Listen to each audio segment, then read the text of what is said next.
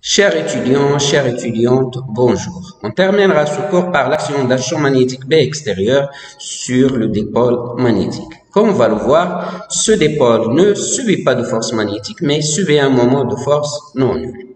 Pour prouver ce résultat, on détermine dans un premier temps la force de la place exercée sur le dipôle. Considérons un dipôle magnétique de moment dipolaire petit m, de dimension très petite devant les distances où s'exercent ses effets, est placé dans un champ magnétique extérieur B. Appelons O le centre de la spire et D de L un élément de longueur situé en un point P de la spire. Cette spire est plongée dans un champ magnétique B extérieur. Il va donc subir la force de la place dont l'expression est F égale à l'intégrale de I D de L, produit vectoriel du champ magnétique B pour tous les points P appartenant à la spire. Comme la spire est parcourue par un courant constant, on peut donc faire sortir le courant I de l'intégrale. Ça d'une part, et d'autre part, comme les dimensions du dipôle sont très petites, on peut considérer que le champ magnétique B extérieur est uniforme ou quasi uniforme sur la surface limitée par la spire.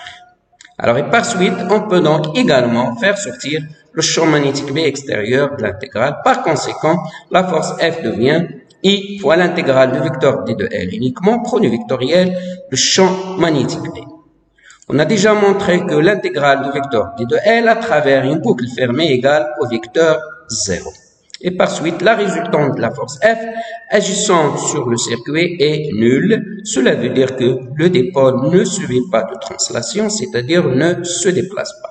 Par conséquent, le circuit fermé est soumis, comme vous l'avez vu en TD, série numéro 1, exercice 1, 2 et 5, un couple de forces F1 et F2 tel que F1 plus F2 égale au vecteur 0. À titre d'exemple, si le champ magnétique B extérieur est dirigé selon le vecteur unitaire moins J, les forces élémentaires D de F1 et D de F2 situées en deux points P1 et P2 symétriques par rapport au point O sont opposées et orientées dans la même direction du vecteur unitaire K de l'axe au Z, c'est-à-dire que D de F1 plus D de F2 égale au vecteur 0. Alors passons au calcul de moment de force exercé sur le dipôle. Le moment de force au point O que subit l'élément D de L est D de moment de la force F au point O égale à O de P produit vectoriel D de F avec D de F égale à I D de L produit vectoriel champ magnétique B, la force élémentaire que subit l'élément D de L. En appliquant la propriété A produit vectoriel de B produit vectoriel C est égal à A scalaire C fois le vecteur B moins C de A scalaire B avec le vecteur A égale au vecteur O de P est égal à R O de R, B égale vecteur D de L égale à D de OP est égal à R D de C fois E de C et le vecteur C égale au vecteur champ magnétique B. Le moment élémentaire de la force F au point O alors s'écrit I facteur de O de P scalaire le champ magnétique B D de OP moins le champ magnétique B de O de P scalaire D de OP. Alors, par conséquent, le moment total de la force F au point O noté gamma égale à l'intégrale de O de P produit vectoriel D de F égale aussi à I fois l'intégrale de O de P scalaire B D de OP moins l'intégrale de O de P D de OP fois le champ magnétique B. O de P est perpendiculaire à D de OP de fait que E de R il est perpendiculaire à E de psi. Par suite, cette intégrale vaut 0 et par conséquent, le moment de la force F au point O se réduit à l'expression I fois l'intégrale de O de P scalaire, le champ magnétique B de O de P.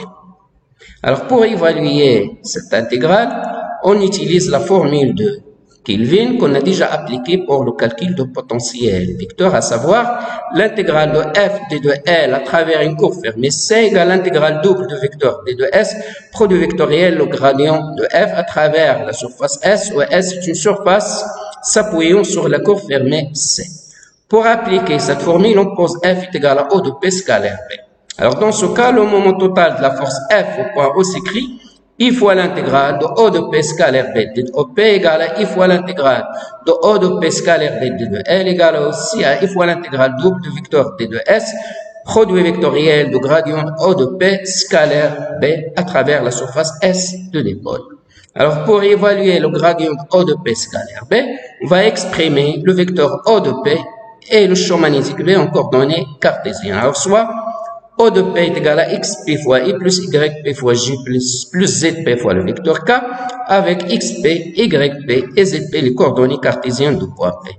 Et le champ magnétique B est égal à BX fois le vecteur I plus BY fois J plus BZ fois K avec BX, BY et BZ les coordonnées cartésiennes du champ magnétique B.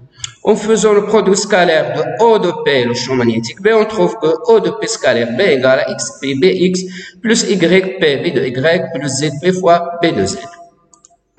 En appliquant le gradient relatif au point P en coordonnées cartésiennes, alors on trouve que le gradient O de P scalaire, le champ magnétique B égale à BXI plus BYJ plus BZ fois le vecteur K égale au champ magnétique B.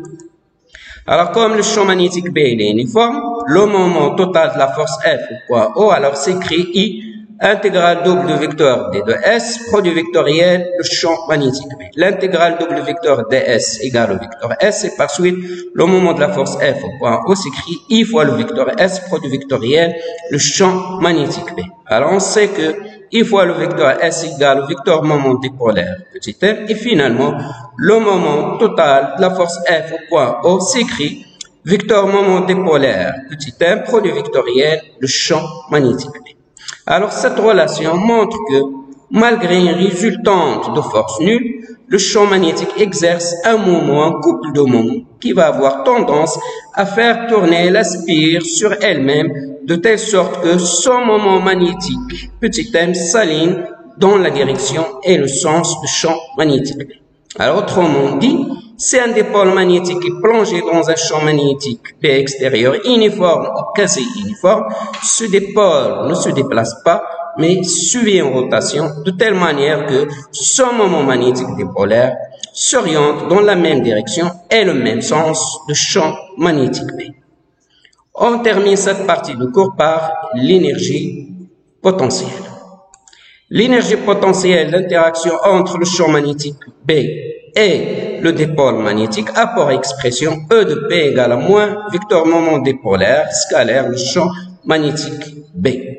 La démonstration de ce résultat vous sera fournie dans le chapitre suivant et merci pour votre attention.